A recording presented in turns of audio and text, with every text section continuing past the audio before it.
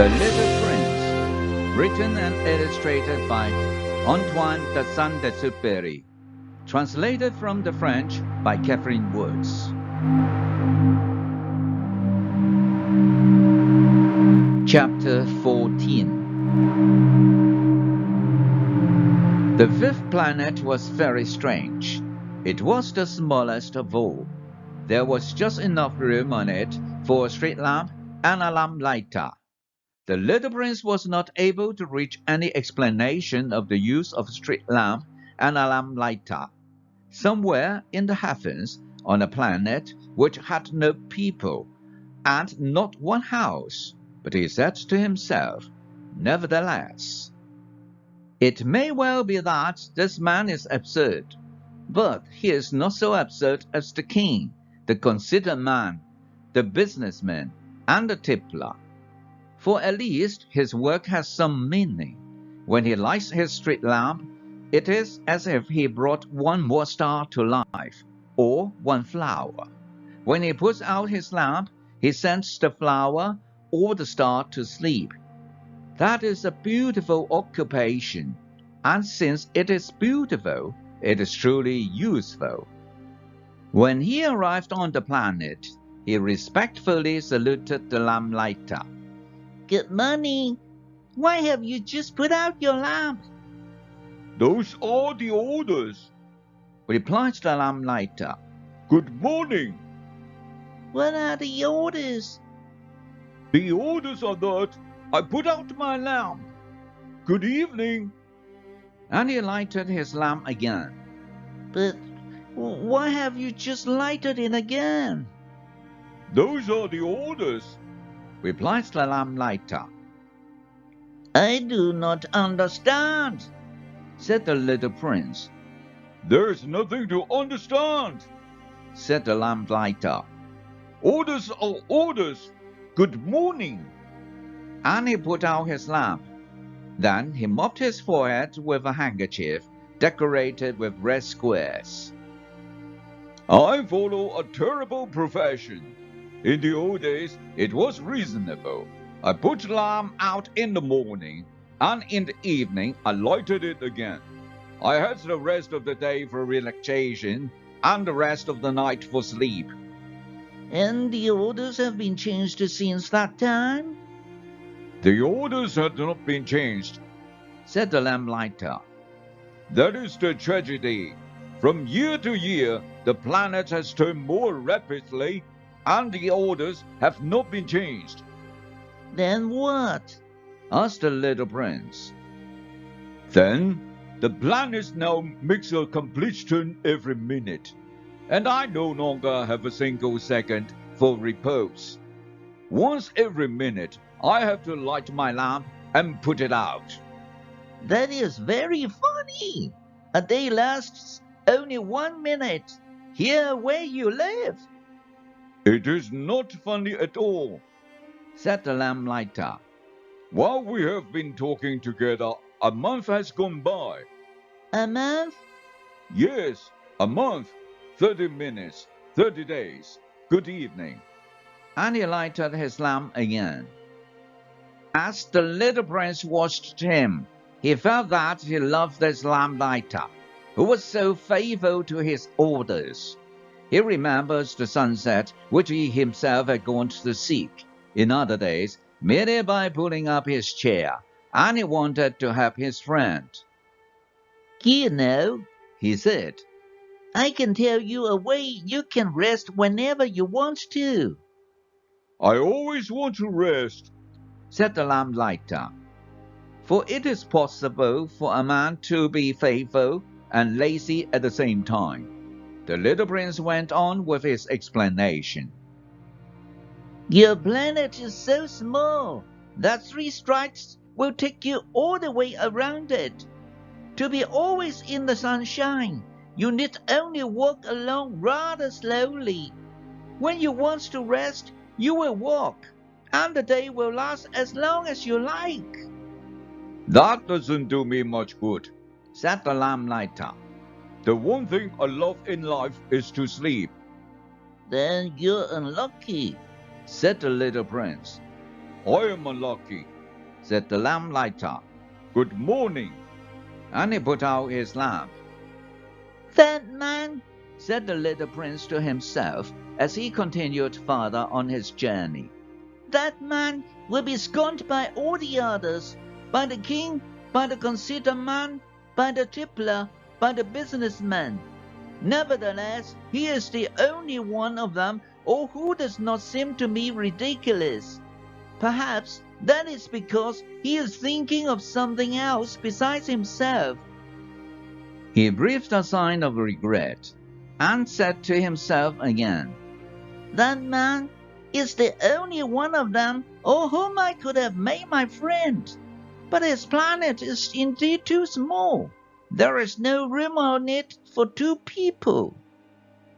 What the little prince did not dare confess was that he was sorry most of all to leave this planet, because it was blessed every day with 1,440 sunsets. Chapter 15. The sixth planet was 10 times larger than the last one. It was inhabited by an old gentleman who wrote voluminous books. Oh, look, here is an explorer, he exclaimed to himself when he saw the little prince coming. The little prince sat down on the table and panted a little. He had already traveled so far and so much. Where do you come from? The old gentleman said to him. What is that big book? Said the little prince. What are you doing? I am a geographer, said the old gentleman. What is a geographer? Asked the little prince. A geographer is a scholar who knows the location of all the seas, rivers, towns, mountains, and deserts. That is very interesting, said the little prince. Here at last is a man who has a real profession. And he cast a look around him at the planet of the geographer. It was the most magnificent and stately planet that he had ever seen. Your planet is very beautiful, he said.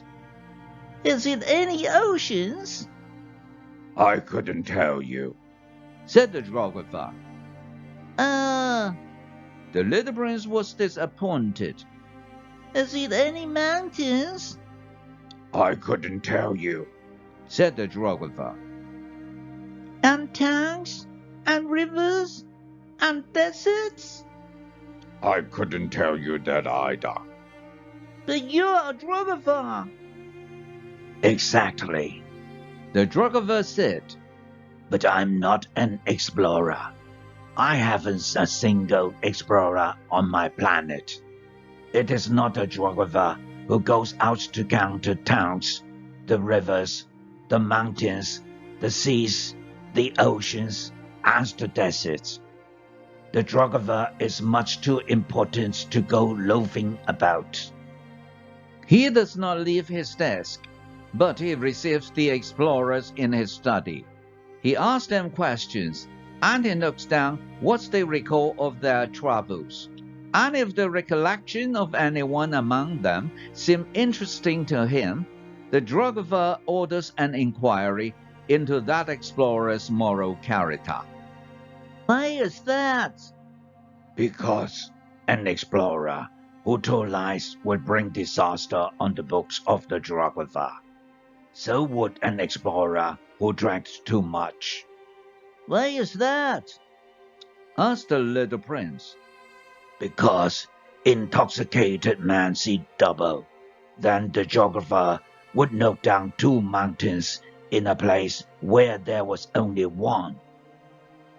I know someone, said the little prince, who would make a bad explorer. That is possible. Then, when the moral character of the explorer is shown to be good, an inquiry is ordered into his discovery. One goes to see it? No. That would be too complicated. But one requires the explorer to furnish proofs.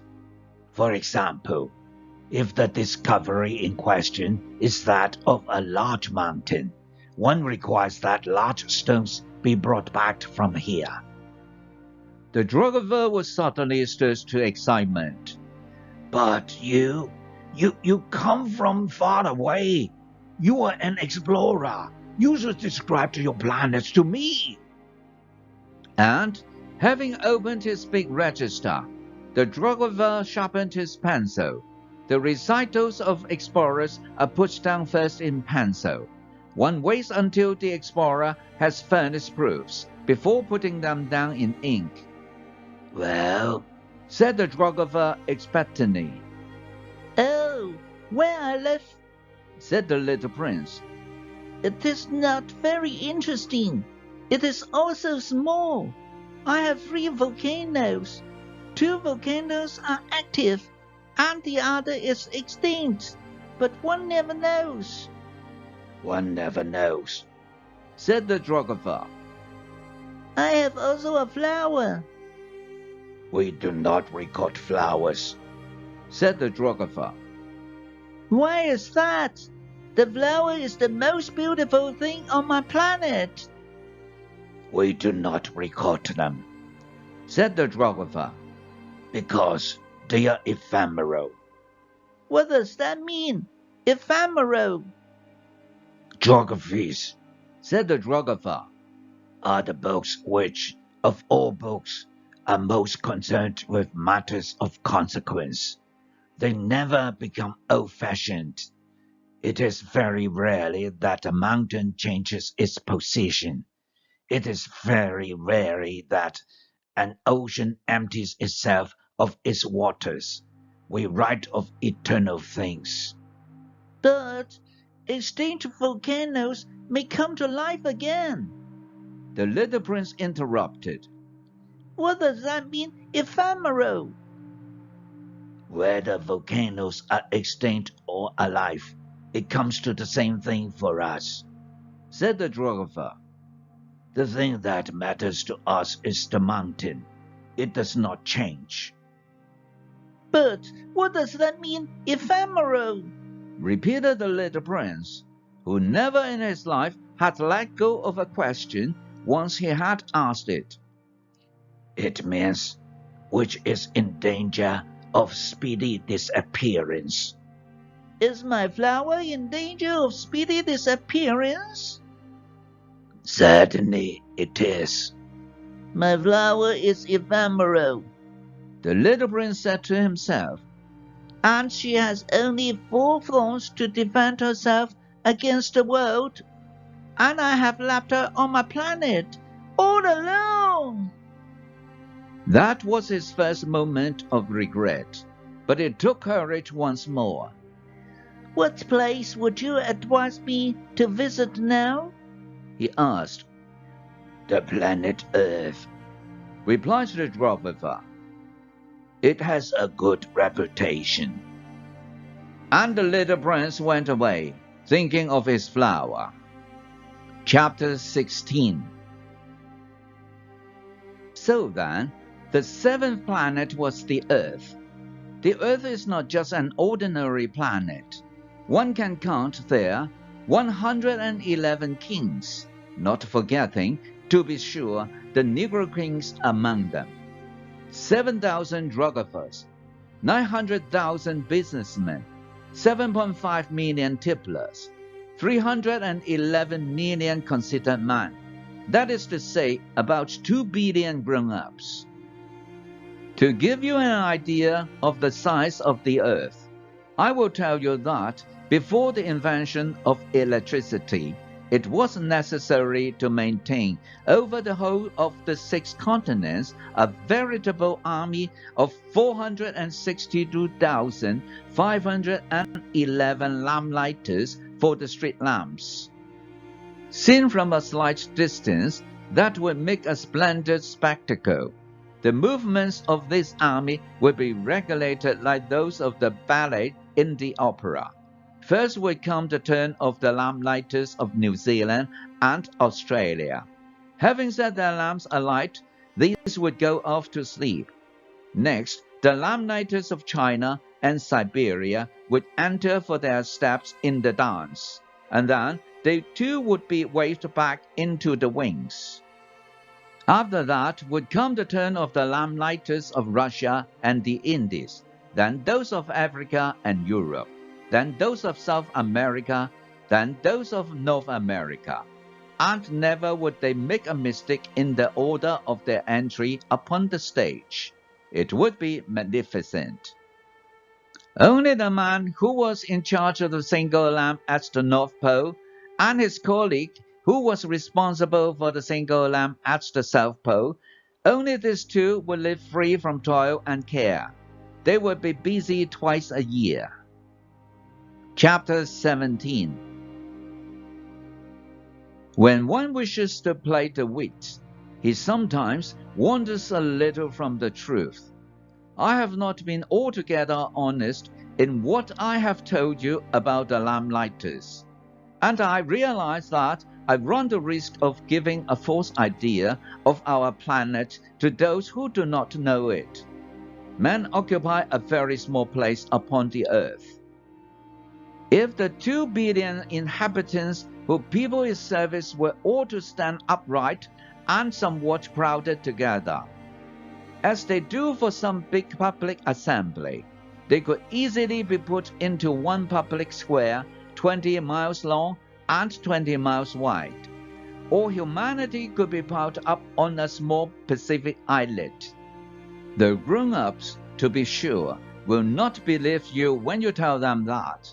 They imagine they fill a great deal of space. They fancy themselves as important as the baobabs. You should advise them, then, to make their own calculations. They adore figures, and that will please them. But do not waste your time on this extra task. It is unnecessary. You have, I know, confidence in me. When the little prince arrived on the earth, he was very much surprised not to see any people. He was beginning to be afraid he had come to the wrong planet, when a coil of gold, the color of the moonlight, flashed across the sand. Good evening, said the little prince courteously. Good evening, said the snake. What planet is this on which I have come down? asked the little prince. This is the earth. This is Africa, the snake answered. Ah, then there are no people on the earth. This is the desert. There are no people in the desert. The earth is large, said the snake. The little prince sat down on the stone and raised his eyes toward the sky.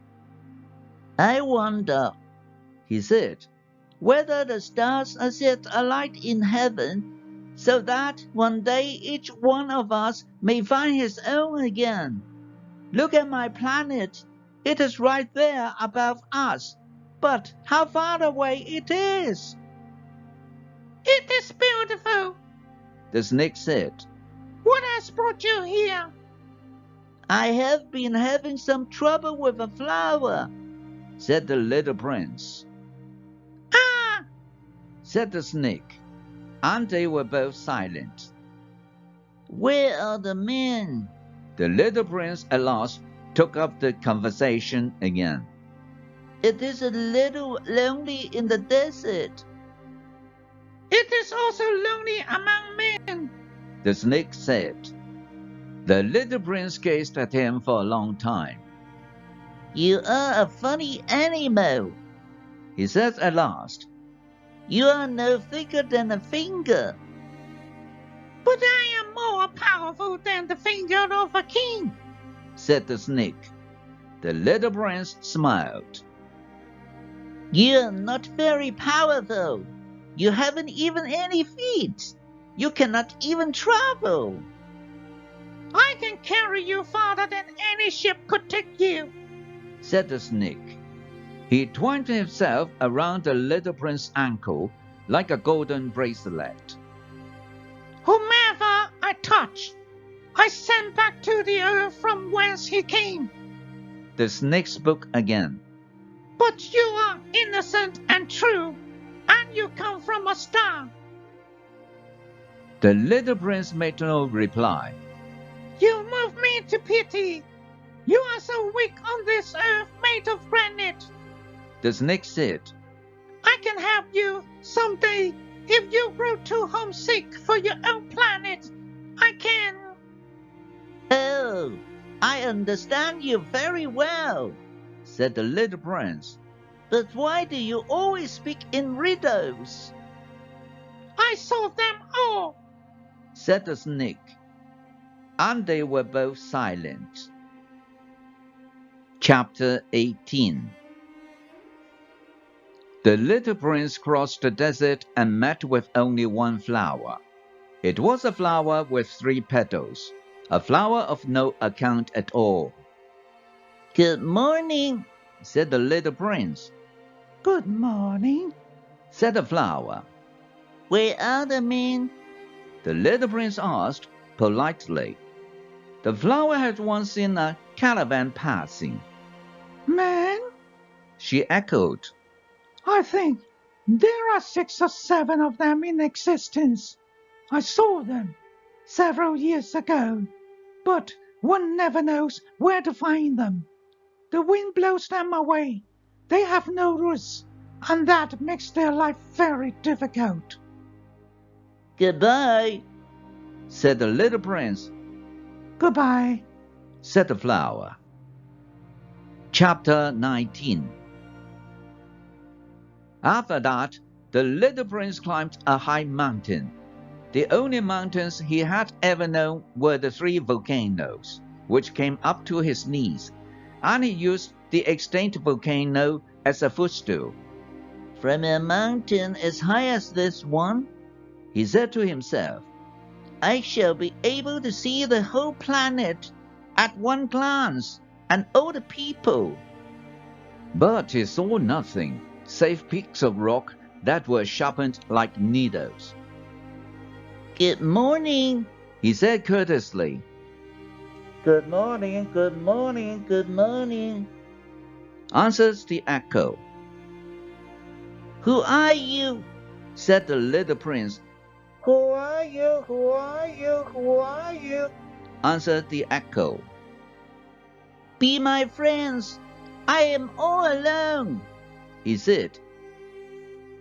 I am all alone, all alone, all alone, answers the echo. What a queer planet, he thought. It is altogether dry, and altogether pointed, and altogether harsh and forbidding. And the people have no imagination. They repeat whatever one says to them. On my planet, I had a flower. She always was the first to speak. Thank you for watching. This is the end of chapter 14 to chapter 19, to be continued in chapter 20 to 27. If you like the story, please like, share, and subscribe. See you then.